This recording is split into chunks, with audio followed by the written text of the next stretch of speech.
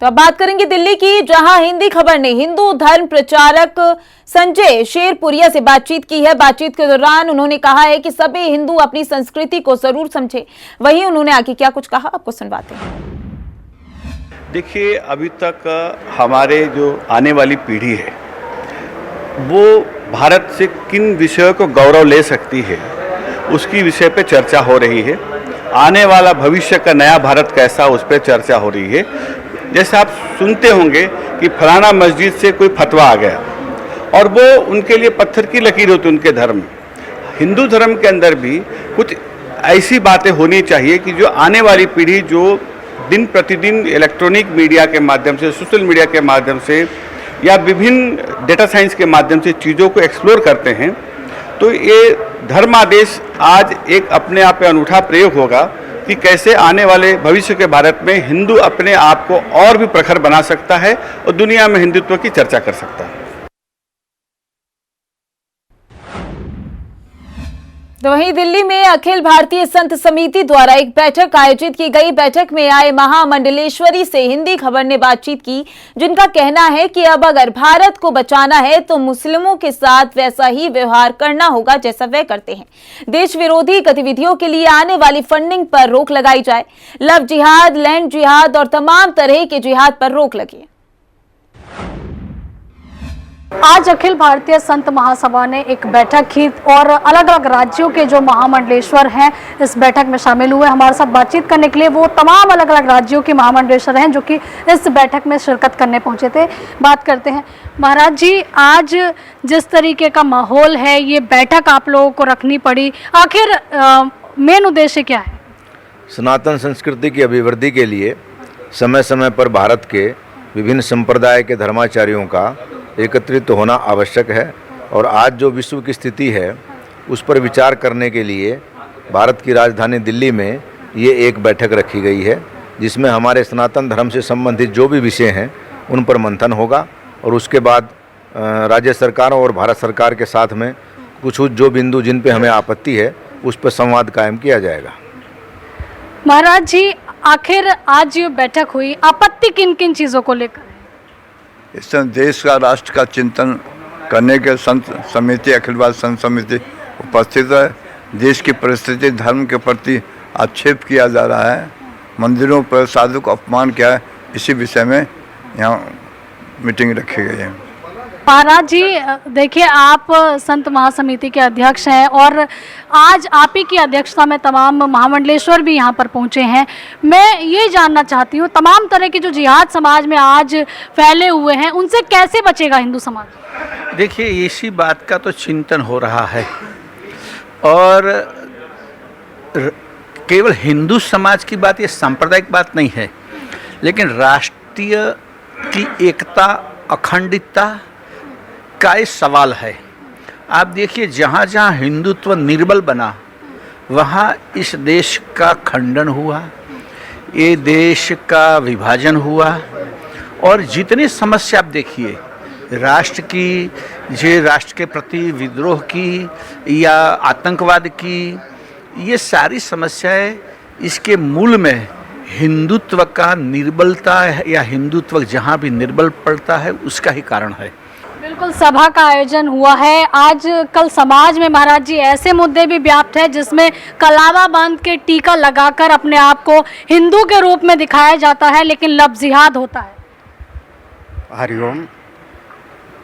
एक बात तो ये है कि हम सभी संत लोग एक हैं, भले अलग अलग परंपरा के हैं। हमारा समाज, इसको बहुत तोड़ा गया है, अंग्रेज़ों के समय से विभाजित किया गया है, बार बार जहर भरा गया है। हम सभी संत लोग समाज के पथ प्रदर्शक हैं, सभी एक होकर के समझाना चाह रहे हैं। अब चाहे वो लव जिहाद का प्रसंग हो, चाहे कोई और प्रसंग हो, प्रशासन अपना कार्य पूरी तरह से कर रहा है। एक सवाल ये भी है कि देखिए, हिंदू समाज मुद्दा उठा रहा है कि वक्फ बोर्ड पूरी तरीके से ख़त्म किया जाना चाहिए। बिल्कुल, क्योंकि उसमें राष्ट्र विरोधी ताकतें हैं और भारत की संस्कृति के लिए जितने भी षड्यंत्र हैं, छल बलपूर्वक हिंदुओं को तोड़ने का प्रयास, भारतीय संस्कृति को खंडित करने का प्रयास, और जहां हमारे हिंदू समाज अल्पसंख्यक में है वहाँ उनको बहुत ज़्यादा सताना, ये सब कार्य कर रहे। और निश्चित ही मुझे लगता है जहाँ हमारे संत समाज की एकता और हिंदू समाज की एकता रहेगी तो पहले भी ये सब कार्य हुए हैं। आप देखेंगे कि रावण ने भी तोड़ने का बहुत प्रयास किया, कंस ने भी बहुत प्रयास किया, हिरण्यकश्यपु हिरण्याक्षों ने भी, लेकिन भारत की संस्कृति और भारत की अखंडता को ये लोग कभी नष्ट नहीं कर पाए। महाराज जी, एक चीज और देखने के लिए मिली है, अब देखा जा रहा है कि देवताओं का भी धर्मांतरण करना शुरू कर दिया है। जहां जहार वीर होते हैं उनको जहार पीर के रूप में तब्दील करके पहले मजार में तब्दील करते हैं, उसके बाद मस्जिद बना देते हैं, भूमि अधिग्रहण कर लेते हैं। देखिए, समाज की संस्कृति और संवर्धन के लिए जो लोग मजार में कन्वर्ट करते हैं, संत समाज इसमें बहुत ज़्यादा जागरूक है। जंगलों में जाकर जो हिंदुओं की कुछ स्थान है उनको भी मज़ारों में बदला जा रहा है। उनके लिए भी संत समाज एकत्र होकर उनके प्रति एक्शन ले रहा है। महाराज जी, देखा गया है कि ईसाईयत भी देखिए अब हिंदुत्व का चोला पहन के धर्मांतरण करने लगा है। सभी समस्याओं की जड़ एक ही है और वो है भारत की धर्मनिरपेक्षता।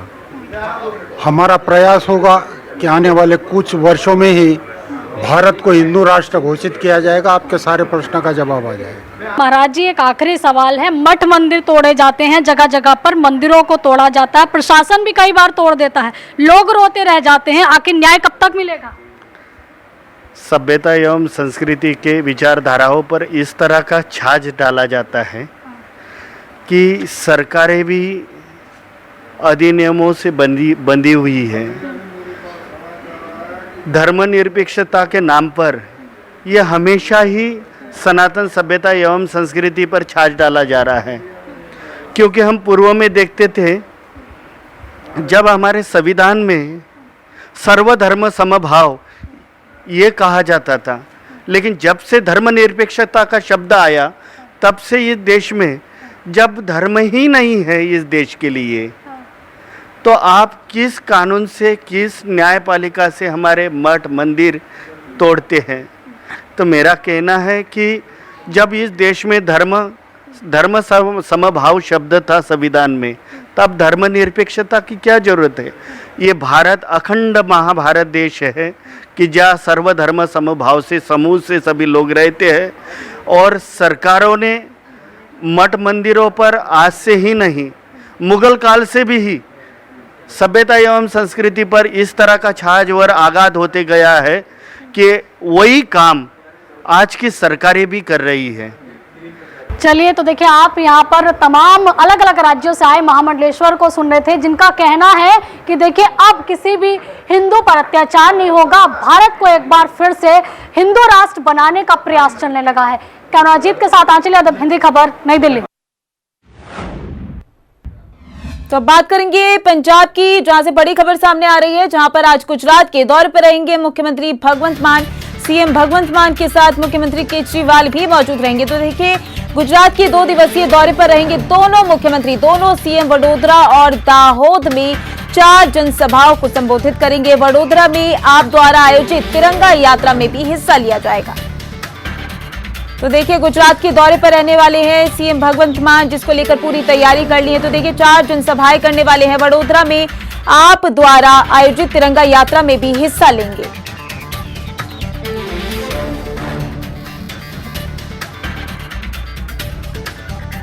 तो देखिए, सीएम भगवंत मान के साथ सीएम केजरीवाल भी मौजूद रहने वाले हैं। साथ ही बता दें आपको, सीएम भगवंत मान के साथ केजरीवाल का ये दौरा है, गुजरात का 2 दिवसीय दौरा है ये मुख्यमंत्री का, जहां बता दें कई कार्यक्रम रखे गए हैं। और साथ ही दोनों सीएम वडोदरा और दाहोद में 4 जनसभाओं को संबोधित भी करने वाले हैं, जिसको लेकर पूरी तैयारियां भी की जा रही हैं। तो देखिए, वडोदरा में आप द्वारा आयोजित तिरंगा यात्रा में भी हिस्सा लेंगे।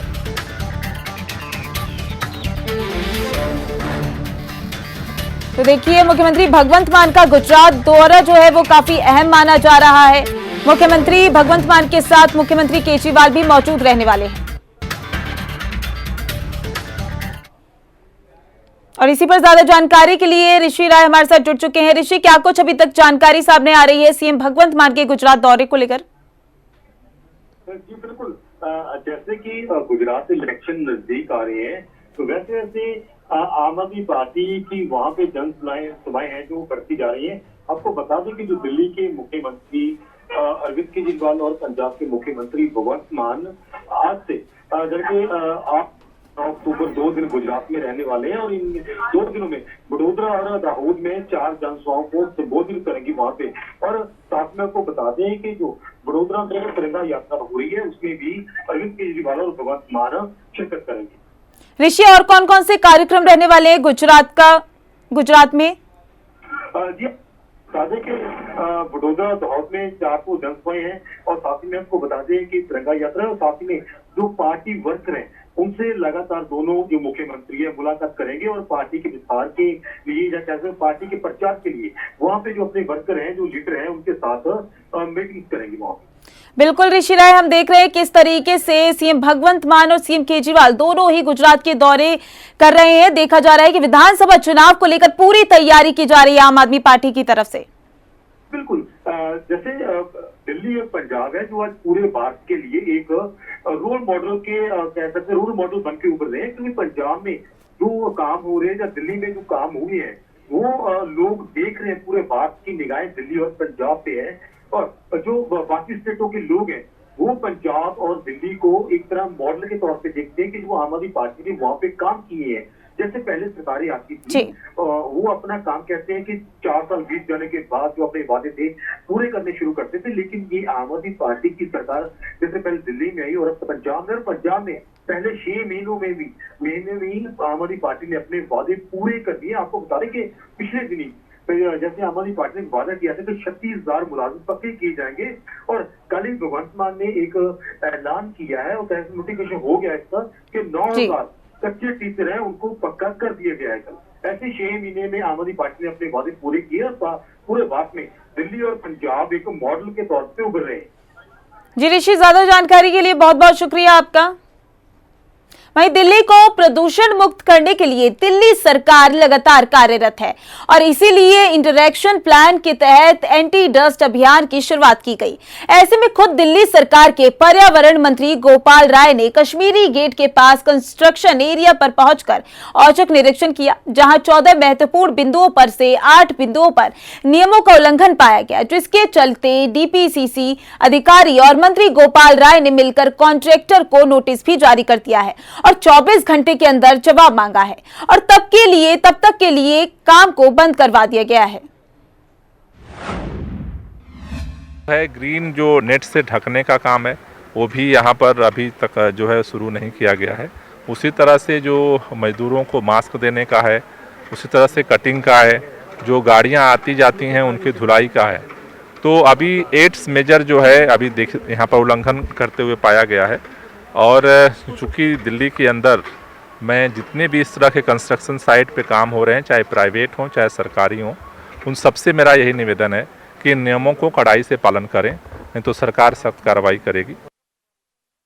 पर्यावरण को बेहतर करने के लिए दिल्ली सरकार लगातार मौके पर पहुंचे हुए कई महत्वपूर्ण बिंदुओं को लेकर के उनके पर कार्रवाई कर पॉल्यूशन को कम करने की जद्दोजहद में लगी हुई है। ऐसे में दिल्ली का एक ये इलाका है जो कि कश्मीरी गेट के पास है और यहाँ पर कंस्ट्रक्शन का काम चल रहा था। मौके पर जब खुद पर्यावरण मंत्री गोपाल राय पहुंचे तो जो 14 बिंदु थे उसमें से 8 बिंदुओं का उल्लंघन पाया गया, जिसके बाद इस पूरे एरिया पर काम को तत्काल प्रभाव से बंद कर दिया गया है और ऐसे में 24 घंटे के लिए उन्हें नोटिस पीरियड दिया गया और जब यहाँ पे सारी व्यवस्था हो जाती है, क्योंकि यहाँ पे एंटी गन नहीं लगाई गई है, साथ ही खुले में ये कंस्ट्रक्शन का काम किया जा रहा है, कहीं पर कोई ढका नहीं गया, यहाँ से गुजरने वाले वाहनों के लिए कोई व्यवस्था नहीं की गई, क्योंकि वाहनों में यहाँ का जो डस्ट है वो निकल के और सब जगह जा रहा है। तो ऐसे में 24 घंटे के नोटिस के बाद अगर यहाँ पे सब चीजें व्यवस्थित पाई जाती हैं तो फिलहाल ये काम शुरू किया जा सकता है, लेकिन चालान नहीं किया गया है, सिर्फ और सिर्फ वार्निंग दी गई है और वार्निंग के साथ व्यवस्था को पूरा करने के लिए कहा गया। और ऐसे में देखना होगा कि दिल्ली सरकार जो लगातार कार्यरत है पर्यावरण को लेके, क्या इतने